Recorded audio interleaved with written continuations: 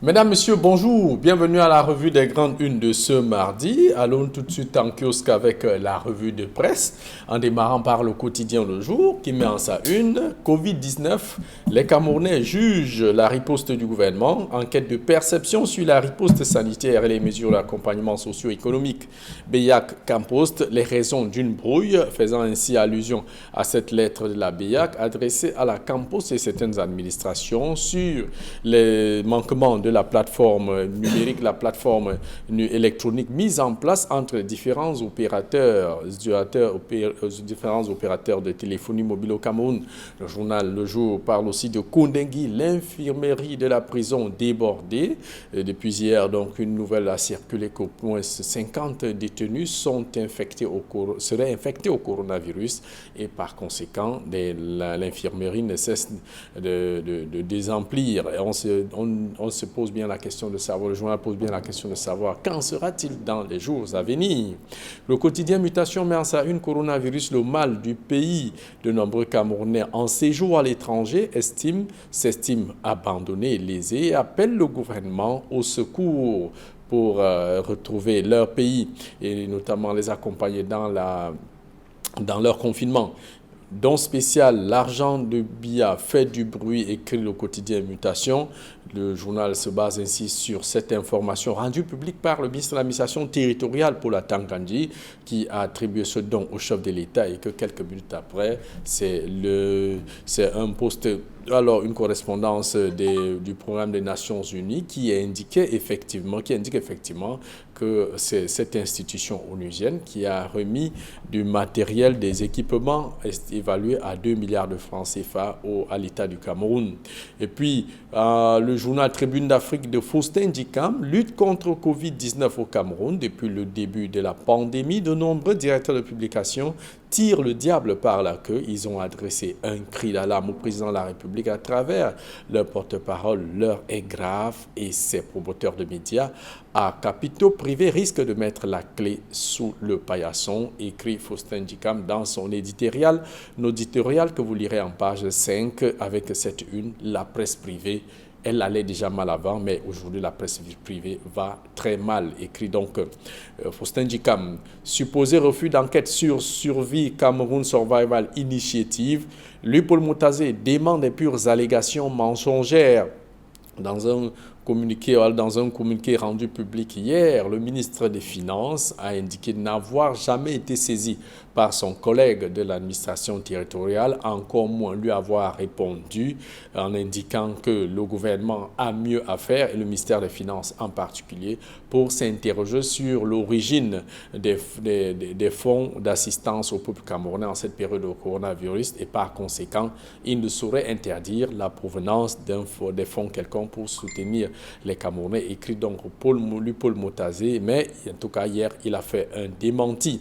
Le journal Tribune d'Afrique, toujours en sa une, la CAF, la Confédération africaine de football, face au casse-tête du calendrier, évidemment, la Confédération africaine de football qui depuis quelque temps, ses compétitions et tous ces matchs sont pratiquement annulés face à cette épidémie du coronavirus qui a presque tout chamboulé au Cameroun.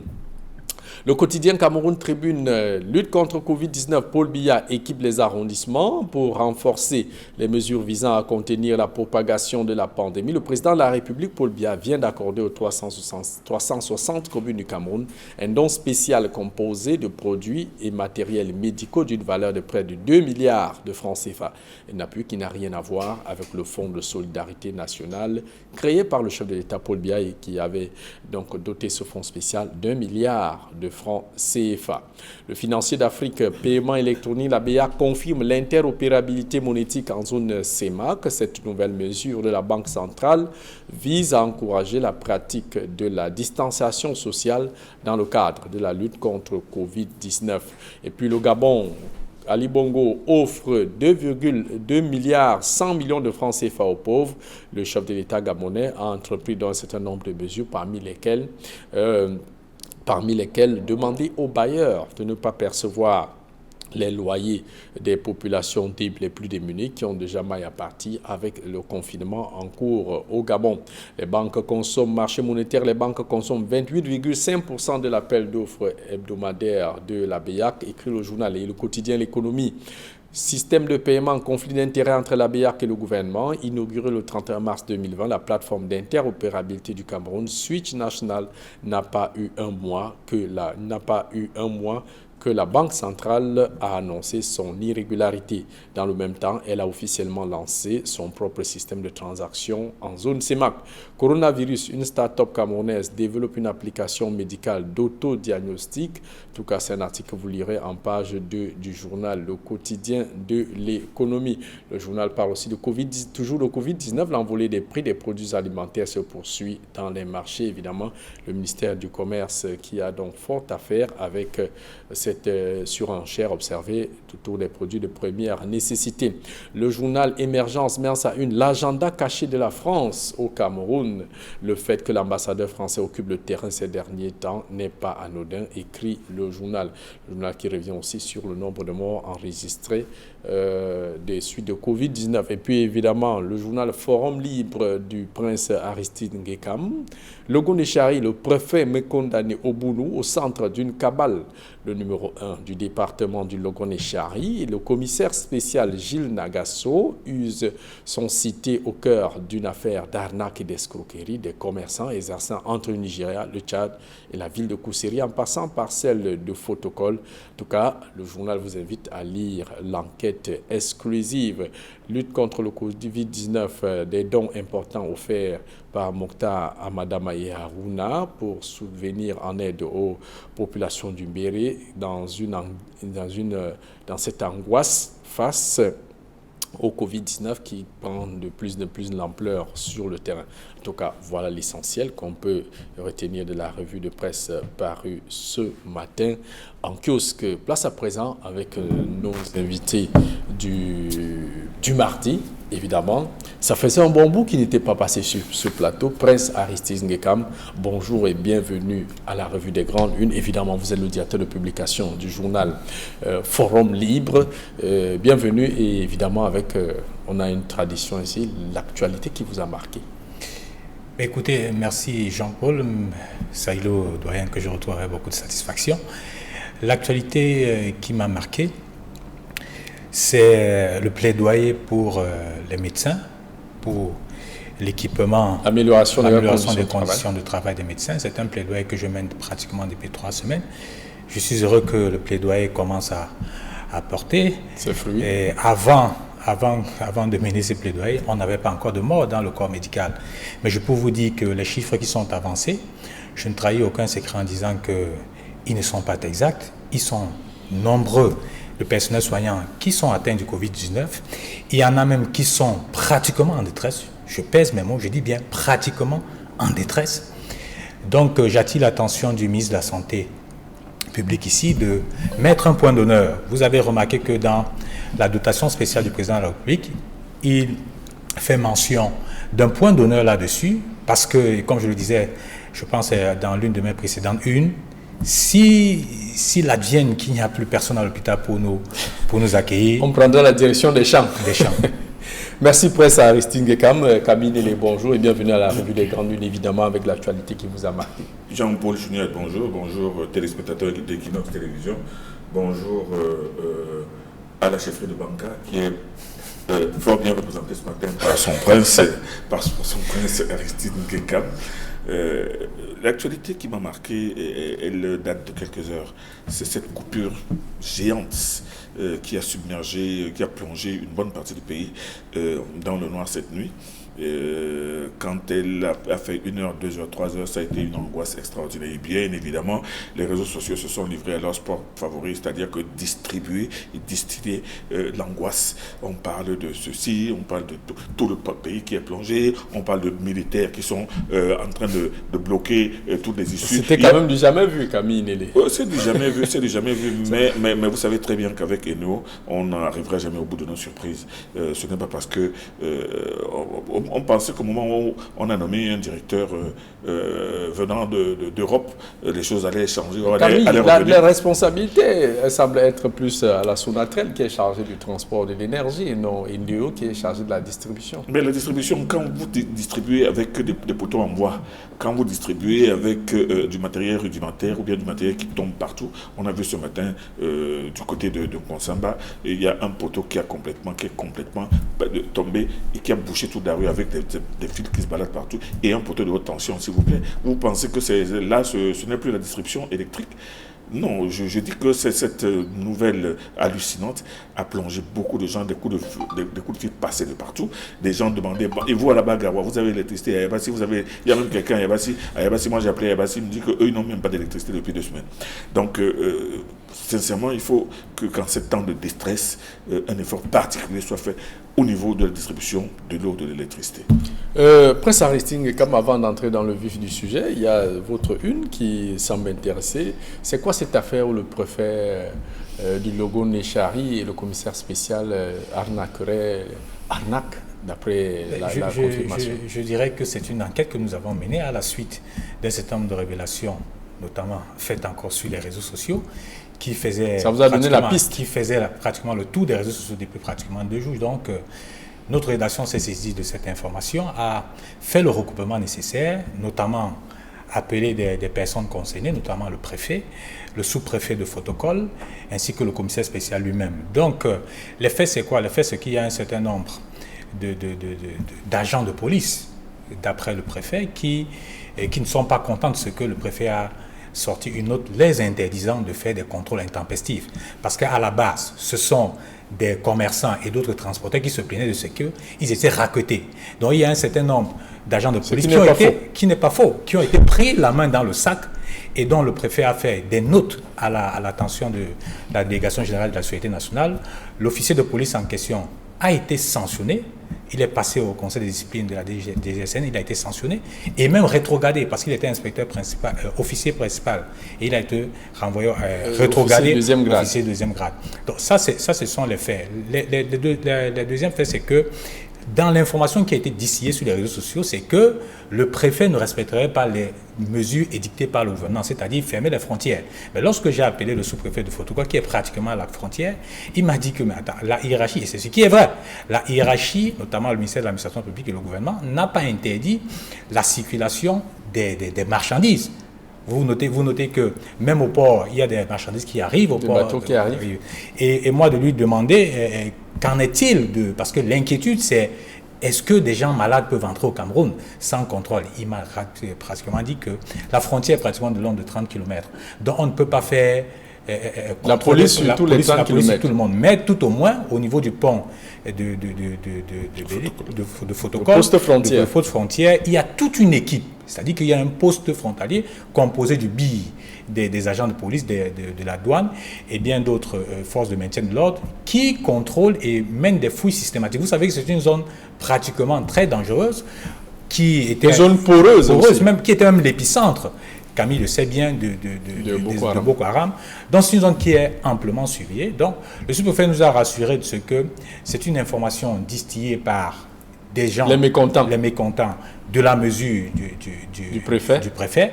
Et donc, le préfet, lui, dit qu'il est serein, il n'entend pas s'arrêter en si bon chemin, parce qu'en même temps, on ne peut pas dire que les commerçants ne peuvent pas se plaindre. Ceux qui sont raquettés, après, lorsqu'on sort à la mesure, et que ce type de pamphlet sort. Donc, nous avons naturellement mené cette enquête, contacté toutes les différentes sources, et afin de rendre l'information la bonne. En tout cas, le préfet il est propre dans l'affaire. Il est propre dans l'affaire. Le commissaire spécial, qui m'a même rassuré en disant que lui, il est commissaire spécial à Kousséré et qui n'intervient pas aux frontières et qui ne peut même pas donner de l'ordre au niveau des frontières parce qu'il y a toute une équipe. Il y a toute une équipe spéciale là-bas qui se voit mal en train de donner des ordres au niveau du poste frontalier de Photocol. Camille, comment comprendre? Oui, on y arrive quand même. Comment comprendre que des fonctionnaires de police prennent un peu plus de liberté, ont du mal à abandonner certaines pratiques dont on dénonce tous les jours? Vous savez, ce n'est que quand un journaliste traverse régulièrement les frontières de notre pays pour aller soit au Tchad, soit en Centrafrique, soit au Gabon, soit en Guinée, soit même au Niger. Ce n'est que que cette catégorie de journalistes comprennent qu'au niveau des frontières, il y a toute une mafia, il y a tout un système. Et je peux vous dire que les agents des forces de sécurité qu'on a envoyés là-bas reviennent toujours, sont généralement très très bien nantis. Et on se demande comment ils font. Avec leur salaire. Avec leur salaire, mais qui se retrouvent dans les frontières. Pourquoi? Parce qu'il y a tellement de combines. Parfois, on paye au prix fort, on paye au bon pactole pour y être affecté. Pour être affecté là-bas. Moi, je me souviens de cette anecdote de cet officier, je ne veux pas citer le corps, qu'on a envoyé à Kenzo.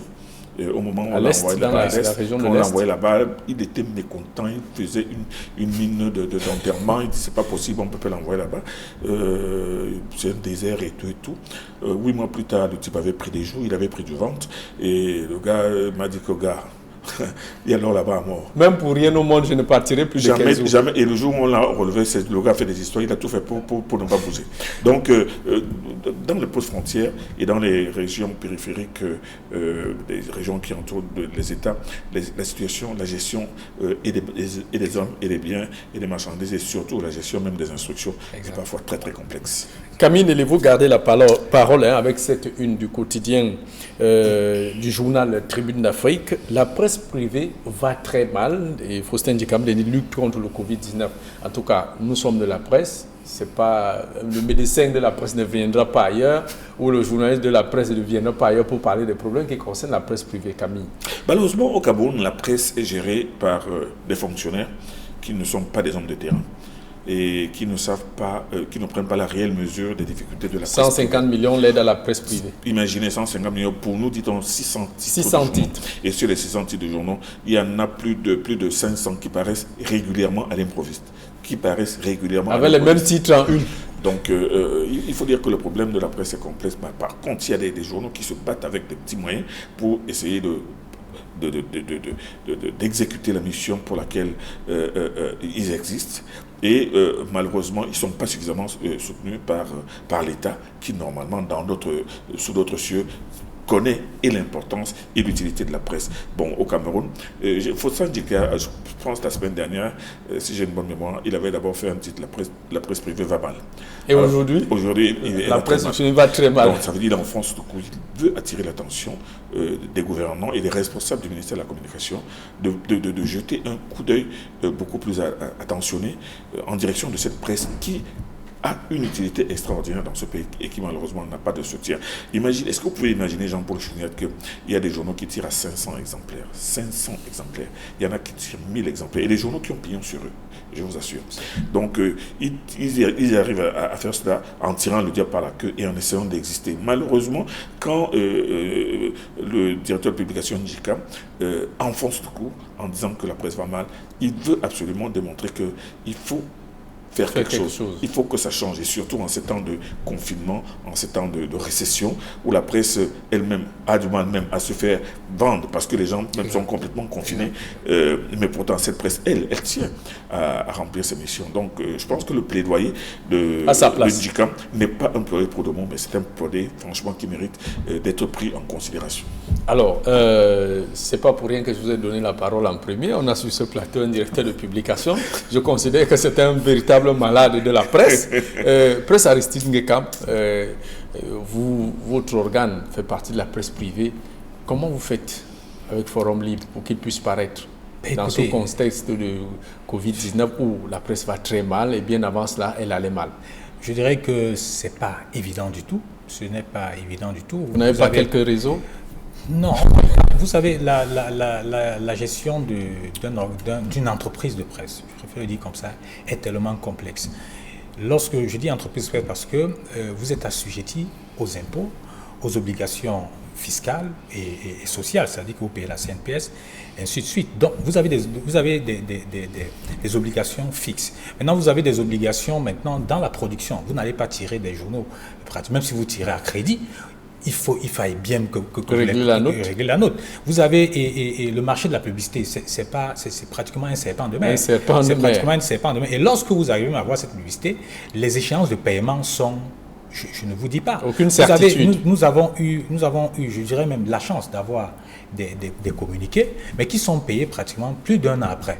C'est-à-dire, vous pouvez faire quelle prévision? C'est-à-dire, vous avez une facture pratiquement, je dis n'importe quoi, une facture de 3 millions de francs, mais qui sont payés pratiquement 1 an et demi après. Vous ne pouvez pas faire de prévision. Vous avez des employés fixes à payer. Vous avez, Camille le sait naturellement, vous avez des employés fixes, vous avez des pigistes que vous devez payer, vous avez ceux qui gèrent votre comptabilité que vous devez payer, vous avez des obligations sociales que vous devez régler. Donc, il y a autant de choses. Mais le plaidoyer d'Indicam, qui est d'abord, qui est un prétexte contextuel d'abord, avant de poser le problème qui est systémique, et attire l'attention sur la commission de l'aide à la presse, qui a été, dont les textes ont été réaménagés. Vous savez que l'aide à la presse, moi j'ai du mal à parler même de l'aide, parce qu'on devait parler de subvention. L'aide à la presse de 2019 n'a pas été donnée jusqu'aujourd'hui. C'est-à-dire que le prétexte envoyé aux journalistes était qu'on était en train de réformer les textes afin de consacrer uniquement à la presse privée. Et on sait combien de temps ça prend uniquement à la presse privée. Parce qu'à l'époque, il y avait des associations, il y avait des imprimeries, il y avait des télévisions. Donc, aujourd'hui, c'est uniquement consacré à la presse écrite privée. Ça, c'est d'un. Mais dans le texte, lorsque vous lisez le texte en question, dans la distribution de cette pécule-là, ça va se passer comment? Ça va se passer au cours d'une commission. Mais on vous dit que dans la commission, tout cet argent ne vous sera pas donné. Et parce qu'il y a une partie de cet argent-là qui seront chargés de la gestion quotidienne, par exemple, des communications gouvernementales. Ça voudrait dire quoi? Ça voudrait dire qu'au cours d'une communication, d'une conférence de presse comme René Emmanuel Sadi a l'habitude de donner, on prendra de l'argent dans cette caisse-là pour vous donner. Donc, c'est une aberration. Et vous voyez, je suis un peu gêné. Je suis un peu gêné de parler de ça parce que les fonctionnaires, encore comme Camille le disait, ont réaménagé ces textes et ont coupé en fonction de leurs intérêts. Ça voudrait dire quoi? Ça voudrait dire que vous savez, la gestion de cet argent a été toujours un serpent de mer. C'est-à-dire que vous ne savez pas. On ne vous dit pas ce que Camille ce que Camille a reçu. On ne vous dit pas sur quelle base d'obligation. Sur quelle base? On ne vous dit pas ce que Jean-Paul Chougna, directeur d'obligation, a reçu comme montant. Parce que si on vous donne le montant des différentes personnes, vous allez pratiquement faire la somme de ces montants et savoir exactement si tout l'argent qui a été déployé par le ministère des Finances en direction du ministère de la Communication a été déployé pour le truc. Donc, du coup, on vous dit qu'il y aura une partie qui sera reversée, qui sera mise dans un paquet là pour gérer au quotidien les différentes communications du gouvernement. Et la deuxième chose qu'il faut relever, et moi j'ai un peu ri en disant prochainement ceux qui touchent, puisque c'est de l'argent public et c'est bien, doivent justifier. Mais attendez, vous venez chez moi comme quelqu'un moi qui tire les journaux de façon hebdomadaire et vous m'avez donné pratiquement 2 millions de francs. Mais ça n'atteint même pas, je ne sais pas si ça atteint le tirage de 2 mois. Donc ce ne sera même pas donc vous ne pouvez pas vous amuser à prendre cet argent et l'utiliser pour autre chose. Parce que vous êtes même condamné à le mettre dans la gestion quotidienne du journal si vous êtes sérieux. Mais le plus triste, Prince Aristide Ngekam, c'est que sur le listing des 600 journaux, la vérité est qu'il y a plus de 300 fonctionnaires qui ont créé des journaux factices, qui n'existent que pour exister et qui sont là pour se mêler la plupart du temps des petites questions villageoises ou des petits règlements de compte et qui paraissent de façon subite et qui attendent plusieurs mois. Et vous ne soyez pas surpris qu'en fait, ces responsables, aussi bien qui sont même tapis jusqu'à l'intérieur du ministère de la Communication, attendent justement le moment de la distribution pour obtenir leur pactole qui sera supérieur au pactole de tel quotidien de la presse privée ou de tel hebdomadaire de la presse privée qui paraît régulièrement, alors que ces journaux-là, qui ne paraissent qu'à Yaoundé, que l'on voit qu'à Yaoundé, on paru 2 ou 3 fois pendant l'année, ils vont en voir plus que... Donc, en fait, parfois, c'est un directeur de publication qui reçoit le pactole et est obligé de retrocéder une partie aux fonctionnaires qui étaient peut-être chargés de la sélection des dossiers. La grande difficulté de la presse, c'est justement parce que notre presse n'arrive pas à décoller, parce qu'elle n'a pas tous les moyens. Et l'un des principaux moyens qui manque à la presse, c'est l'imprimerie.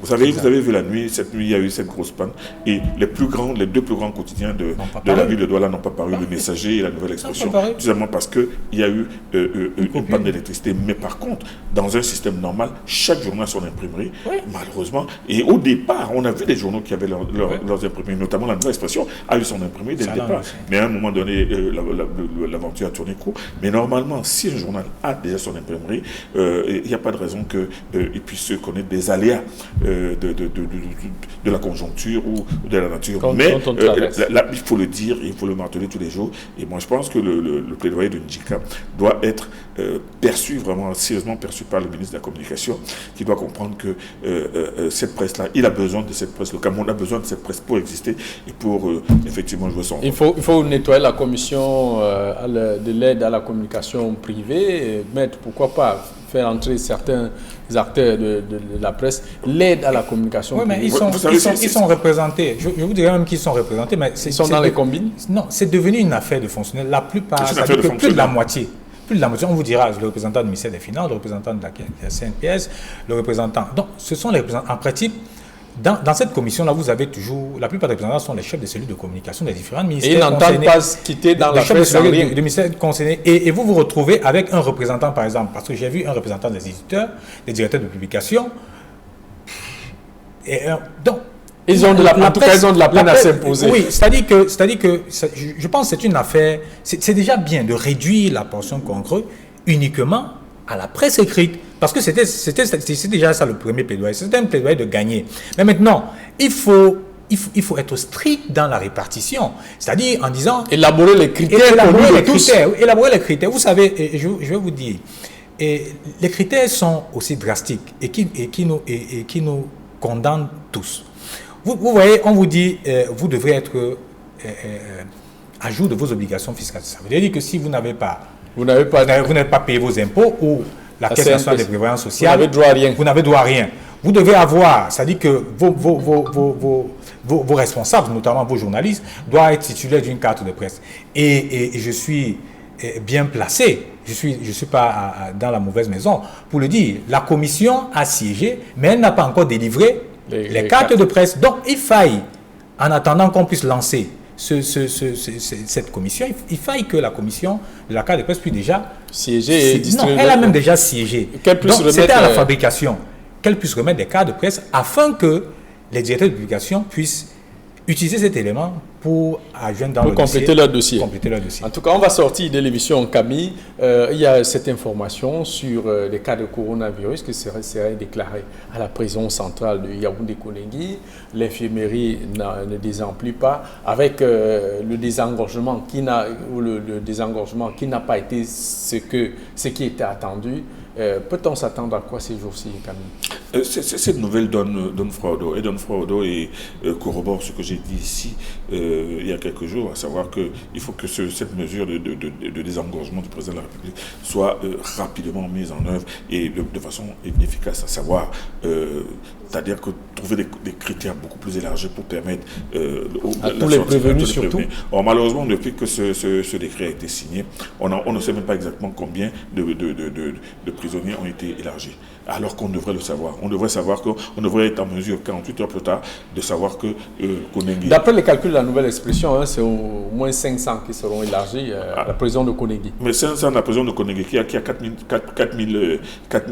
pensionnaires. 4000 pensionnaires. Vous pensez que les gens respirent mieux? Non, je ne pense pas. Il y a eu à Newbel. Et à Bafoussam. Non, moi je pense qu'il faut avancer. Et cette nouvelle, alarmiste ou réelle, devrait pousser ceux qui ont la responsabilité de mettre ces gens-là dehors, de faire beaucoup plus vite. Et de faire vite et d'aller dans le sens... Ne pas les libérer quand certains auront déjà peut-être contracté la maladie. Absolument. Et c'est ça qui fait peur. Et moi, j'ai dit, je le dis et je le maintiendrai, cette mesure est assez restrictive. Il fallait l'élargir davantage pour que le Cameroun soit en mesure d'élargir au moins. Comme l'ont fait d'autres pays. Au moins 3000 prisonniers. Au moins 3000 prisonniers. Presse en restreint pour sortir. Je dirais que c'est une équation difficile. Moi, j'entends les plaidoyers, c'est bien de le faire.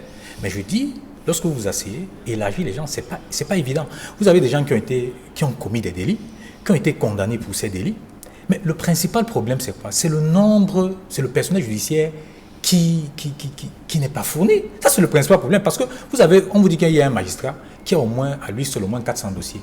Donc, il est obligé de faire des renvois sur 2, 3 mois, 6 mois. Et donc, vous vous retrouvez avec des gens qui sont en détention préventive au moins sur 3, 4, 5, 6 mois, 1 an. Vous avez même des magistrats à Yaoundé, on vous dit que lorsque vous rencontrez cette dame, elle vous renvoie 6 mois. C'est-à-dire qu'on l'appelle Madame 6 mois, automatiquement.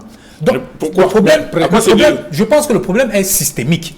Le problème n'est pas seulement de libérer les gens. C'est bien de libérer les gens parce qu'il y a un problème. C'est-à-dire aujourd'hui, c'est parce qu'il y a un problème ponctuel.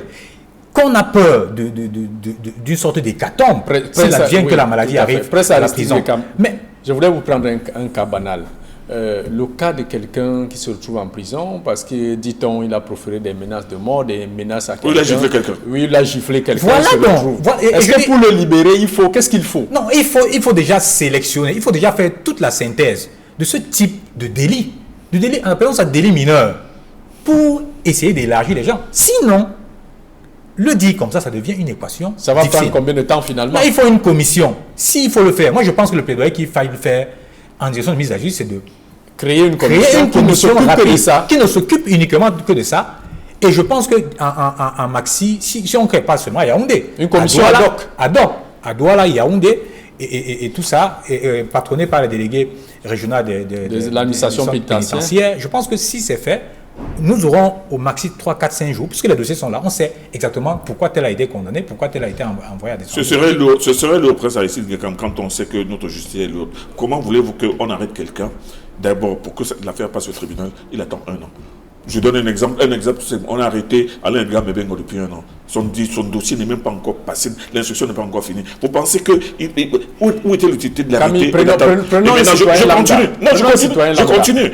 Amadou Bamouké, non, je continue. Amadou Bamouké, qui est arrêté depuis 3 ans et demi, son dossier est passé 30 fois, a été renvoyé 30 fois. Comment peut-on comprendre cela? On dit qu'il manque de magistrats, on dit qu'il manque d'avocats. Donc je pense que le système judiciaire doit se réformer. C'est pour ça que je l'ai dit, c'est systémique.